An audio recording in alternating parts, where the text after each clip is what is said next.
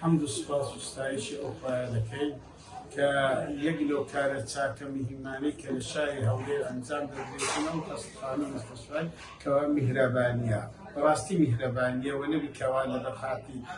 کەسی تر بیتن بەڵام ئەوەی کەوا تێدا دەبیندرێتن واقعان ئەو هاانەیە ڕێگا خێرگەلێک زۆرەکەی ساکەوا دەیکاتن لەو چەند ڕۆژەی چوومە دائیرەچیە ویستم ئاوی کەوا بکڕم پارەم دەرهینا منداڵەکە گوتی ئەوە پارەی درایە ئەو ئاوا یەکەوە پارەکەیدا بە خێر تەوزیعی دەکات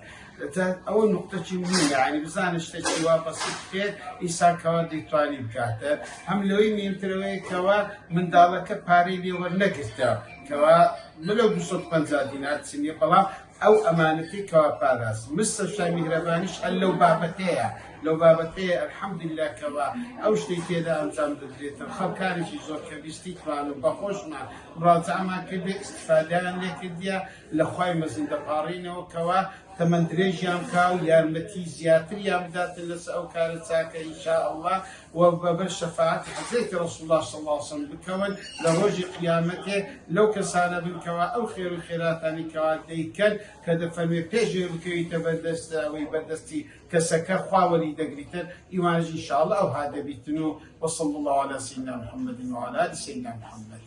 بارك الله. میهرەبانی دڵسۆزی و لێزانی